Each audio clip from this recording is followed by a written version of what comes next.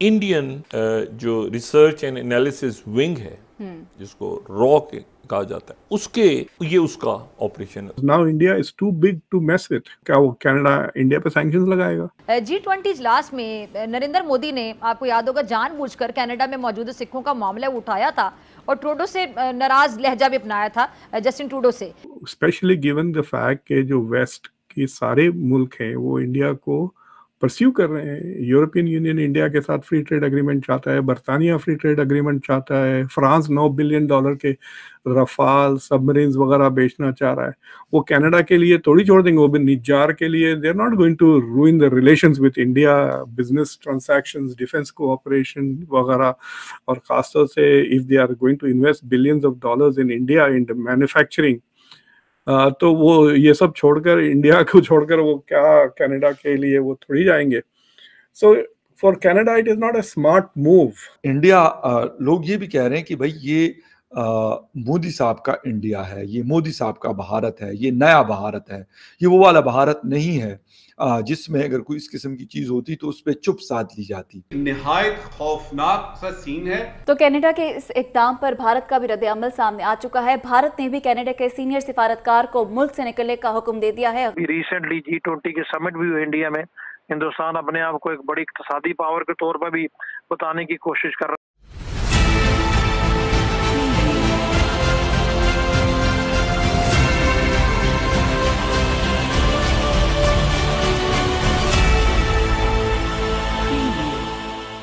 नमस्कार दोस्तों, मैं हूं नीरज और आप देख रहे हैं दुनियादारी।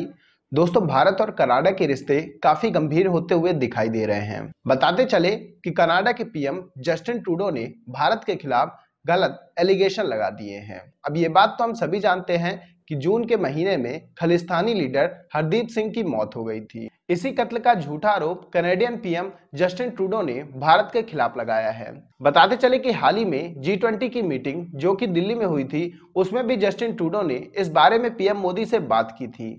पीएम मोदी ने यह साफ कर दिया था कि इसमें भारत का हाथ नहीं है, लेकिन जस्टिन ट्रूडो को तब समझ में नहीं आया और G20 से लौटने के बाद जैसे ही वो कनाडा पहुंचे तो उन्हें भरी संसद में यह कह दिया कि हरदीप सिंह के कत्ल में भारत का हाथ शामिल हो सकता है। इसके साथ साथ उन्होंने भारत के एक डिप्लोमेट को भी कनाडा से वापस भेज दिया। इन सब चीजों को देखकर भारतीय विदेश मंत्रालय भी कहां शांत रहने वाला था। भारतीय विदेश मंत्रालय ने कनाडा के एक हाई कमिश्नर डिप्लोमेट को कनाडा वापस भेज दिया है और यह वार्निंग दे दी है कि 5 दिन के अंदर वह भारत छोड़ दे। कुल मिलाकर एक बार फिर से भारत और कनाडा के रिश्तों में काफी गर्मागर्मी देखने को मिल रही है। बताते चले कनाडा के पीएम जस्टिन ट्रूडो ने अपनी पॉलिटिक्स को चमकाने के लिए सब किया है। अब देखने वाली बात यह होगी कि उन्हें इसका क्या फल मिलता है। तो दोस्तों, आइए चलते हैं और देखते हैं कि पाकिस्तानी मीडिया ने भारत और कनाडा के बीच चल रही इस लड़ाई को लेकर क्या कहा है। कनाडा के लिए this is a very serious issue भाई। $8 बिलियन का ट्रेड है इंडिया के साथ कनाडा का। इंडियंस आर 1.4 मिलियन, यानी तकरीबन 4%। I think this is a bad mistake. जितना जल्दी ये क्राइसिस खत्म करे वो और पैच अप करें, it is better. I don't know how they are going to do this. Already Trudeau ने ये इंफॉर्मेशन फ्रांस को, बरतानिया को और यूएस को की तरफ भेज दिया है। Is trying to involve it, is trying to make it a multilateral issue, a bilateral issue.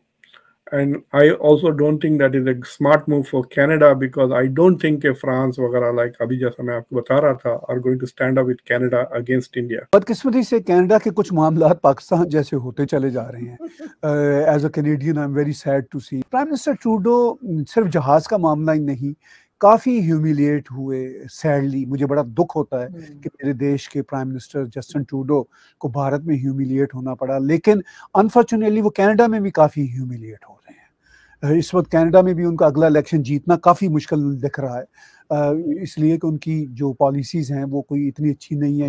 Economic policies भी इतनी अच्छी नहीं है। जहाज़ की आपने बात की, वाकई बड़े शर्म की बात है। हम यानी कैनेडियन और कनाडा G7 कैसा है, G20 तो ज़रा बात की क्लब है। हम G7 यानी जो richest 7 countries of the world का हिस्सा हैं और हमें इस पे फख्र है। हम उसका जायज़ हिस्सा बनते हैं।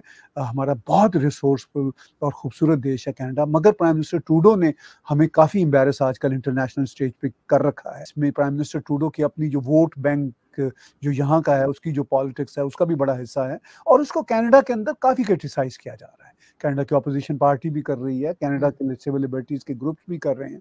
तो हमारे कनाडा में ये चैलेंजेस तो हैं, बिलाशुबा हैं। जहाज़ से लेके प्राइम मिनिस्टर ट्रूडो की जो स्टूपिड पॉलिसीज़ हैं, मैं साफ कहूँगा स्टूपिड पॉलिसीज़ हैं बहुत सारी, उनका काफ़ी अमल दखल है। लेकिन बहरहाल after all we are Canada, और कनाडा में हम अकाउंटेबिलिटी भी कर सकते हैं। हम कर रहे हैं अपने प्राइम मिनिस्टर की accountability, and we'll keep doing that. West को ज़्यादातर शायद कनाडा की मदद ना कर सके, बिकॉज उनकी अपने पर्सनल बायलैटरल ताल्लुकात बड़े इंपॉर्टेंट हैं इंडिया के साथ। तो फिर वेस्टर्न ये अलायंस का क्या फ़ायदा होगा if they can't stand with the partner?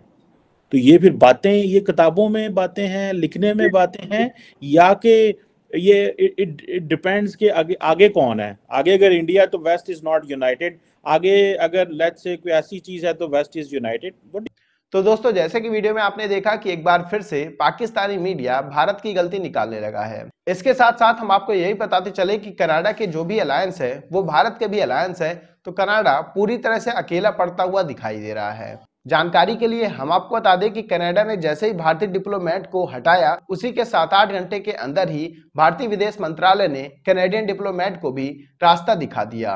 इन्हीं सब चीजों को देखकर पाकिस्तानी मीडिया ने कहा कि इंडिया में काफी चेंजेस आए हैं, इंडिया अब किसी की सुनता नहीं है, उल्टा सुना देता है। यही रीजन है कि उसने तुरंत कनाडा के डिप्लोमेट को साइड का रास्ता दिखा दिया। इसके साथ साथ हम आपको यही बताते चले कि भारत की जो फॉरेन पॉलिसी है वो पूरी दुनिया भर में जानी पहचानी जाती है। इसके साथ साथ हम आपको यही बताते चले कि भारत के अलावा सिख सबसे ज्यादा कनाडा में ही रहते हैं। यही रीजन है कि पीएम जस्टिन ट्रूडो अपनी पॉलिटिक्स को चमकाने के लिए ये सब कर रहे हैं। हालांकि भारत सरकार ने कनाडा से कई बार बोला है कि खालिस्तानी गतिविधियों को रोक लगानी चाहिए, लेकिन पीएम जस्टिन ट्रूडो उसमें पूरी तरह से विफल रहे हैं और अब वो एक नया बहाना लेकर आ गए हैं। भारत के ऊपर ऐसे डायरेक्ट एलिगेशन लगाना, वो भी जब तक आपके पास फुल प्रूफ सबूत ना हो, पूरी तरह से गलत है। ना केवल भारत के ऊपर बल्कि किसी भी कंट्री के ऊपर जब तक आपके पास पूरे एविडेंस नहीं हो तब तक आप ऐसी बातें कर ही नहीं सकते हैं। यहाँ तक कि आप कनाडा के विदेश मंत्री का बयान सुनेंगे तो उन्होंने भी डायरेक्टली यह नहीं कहा है कि भारत का इसमें हाथ है। उन्होंने बोला है कि हो सकता है कि भारत में इसका हाथ हो। भाई, हो सकता है वाला कोई फॉरेन अफेयर में चलता ही नहीं है बात। डायरेक्टली या तो आपके पास एविडेंस हो या तो आपके पास एविडेंस नहीं होंगे। जब तक आपके एविडेंस पूरी तरह से प्रूफ नहीं होंगे तब तक आप किसी भी कंट्री के ऊपर एलिगेशन नहीं लगा सकते हो। यहाँ तक कि आपने जो डिप्लोमेट का भेजने का काम किया है वो तो लास्ट लेवल का होता है, तो भला उसको आप कैसे कर सकते हो? अब देखने वाली बात तो यह होगी कि भारत और कनाडा के रिश्ते आखिर आगे किस दिशा की ओर बढ़ते हैं। तो दोस्तों, अभी के इस वीडियो में बस इतना ही। तमाम अपडेट्स के लिए आप बने रहिए दुनियादारी के साथ। सुनो, चैनल को सब्सक्राइब करो, उसके बाद घंटी बजा देना ताकि अगली वीडियो आपसे मिस ना हो पाए। Thank you.